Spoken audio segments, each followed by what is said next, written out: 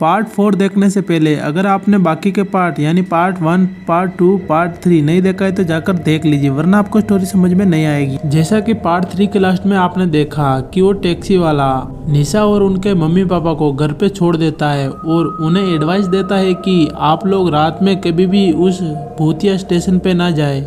इतना सब कहने के बाद वो टैक्सी वाला उधर से चला जाता है। चलो अब आगे की स्टोरी समझते हैं।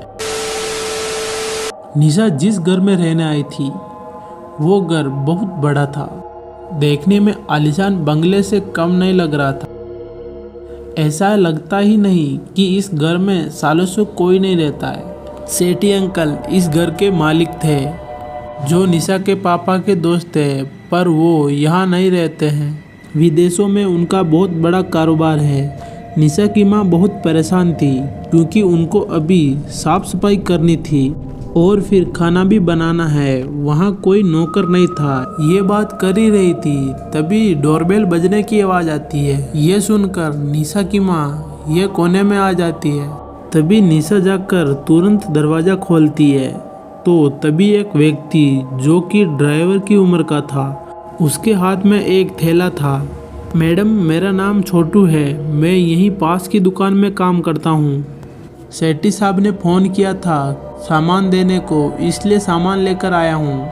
निशा ने वो थैला ले लिया और उस लड़के ने निशा को अपना नंबर भी दे दिया और बोला किसी भी चीज़ की ज़रूरत हो तो इस नंबर पे आप कॉल कर देना, मैं लेकर आ जाऊँगा।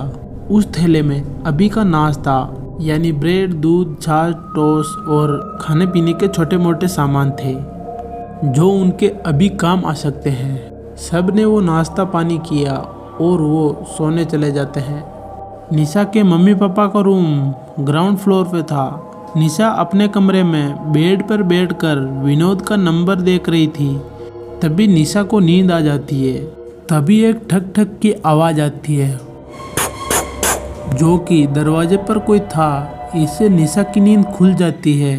निशा आवाज़ लगाती है मम्मी पापा जो कि ग्राउंड फ्लोर पे थे। उनको बोलती है कि दरवाज़ा खोलो, कौन है। इतनी रात को निशा सोचती है कि शायद सेठी अंकल ने कुछ भिजवाया होगा। वो तुरंत वहां जाकर दरवाज़ा खोलती है। तभी उसने जो नज़ारा देखा उसे देखकर उसके पैरों तले ज़मीन खिसक गई। उसके घर के बाहर वही भूतिया स्टेशन है जहाँ से वो टैक्सी वाला उनको यहाँ पर लेकर आया था। वो स्टेशन उनके घर के बाहर है या वो उसी ट्रेन में है, ये बताना बहुत मुश्किल था। यही जानने के लिए वो पीछे मुड़कर देखती है तो वो क्या देखती है, वो अचानक से उसी ट्रेन में आ जाती है और वो अपने घर के दरवाजे के बजाय ट्रेन के दरवाजे पर खड़ी है। इसी दौरान वह ट्रेन से कूद जाती है और प्लेटफॉर्म पर जाकर गिरती है।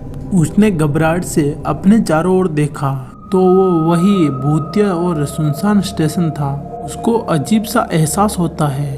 वहाँ ना तो ठंड थी ना गर्मी थी, ना सुबह थी ना रात थी। पता नहीं क्या हो रहा था। मानो कुछ पल में सब कुछ बदल गया। मानो ऐसा लग रहा था कि वो स्टेशन नहीं बल्कि स्टेशन उसे यहाँ खींच लाया। मानो जैसे कोई पुराना हिसाब बाकी हो। निशा पटरियों को घूरते हुए आगे बढ़ने लगी। तभी अचानक वहाँ से एक आवाज़ आती है, मैंने मना किया था यहाँ आने को। निशा पीछे मुड़कर देखती है तो ये क्या, ये तो वही टैक्सी ड्राइवर था। निशा कहने वाली थी कि वो मैं दरवाजे से यहाँ। तभी उस ड्राइवर का शरीर लाल और डरावना होता गया। निशा के देखते ही देखते वो जलने लगा और कुछ ही देर में वो जलकर धुआं बनकर गायब हो गया। निशा ने डर से अपना चेहरा ढक दिया। तभी कुछ पलों बाद वहाँ किसी के चलने की आवाज़ आती है। डर के मारे उसने अपना हाथ हटाया तो वो क्या देखती है, वहाँ उसके सामने एक लाल साड़ी पहने औरत उसके पास चलते हुए आ रही होती है। उसका चेहरा पूरी तरह से घूंघट से ढका होता है और वो औरत धीरे धीरे निशा के सामने से होकर गुजर जाती है, जैसे उसने निशा को देखा ही नहीं हो। ये देखकर निशा उसके पीछे जाने लगी और एक आवाज़ मारती है, सुनिए आप कौन हो। तभी वो औरत पलटती है उसका चेहरा इतना डरावना था जिसके मारे निशा चीख पड़ती है, जिससे वो उठ खड़ी होती है। वो अपने कमरे के बेड पर थी। निशा का ये सपना था। शायद सफ़र के कारण ये सपना आया। बहुत ही डरावना और भयानक सपना था। फिर वो जैसे तैसे करके सोने लगी और कुछ देर बाद उसको वापस नींद आ गई। इसी समय किसी दूर दरार के शहर के एक घर में ज्योति की माँ आधी रात को किसी की तस्वीर को देख रही होती है। ज्योति छिप के देखती है और पूछना चाहती है कि ये किसकी तस्वीर है, पर उसकी मम्मा गुस्सा ना हो जाए ये डर था। तभी ज्योति की माँ उसे देख लेती है और कहती है कि तुम अभी तक नहीं सोई हो? तुमको कितनी बार मना किया कि ऐसे रात में मत घुमा करो। ज्योति को इस फोटो के बारे में जानना था।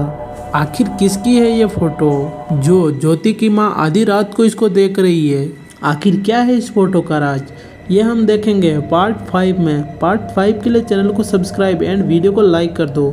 मिलते हैं पार्ट 5 में, तब तक के लिए राधे राधे।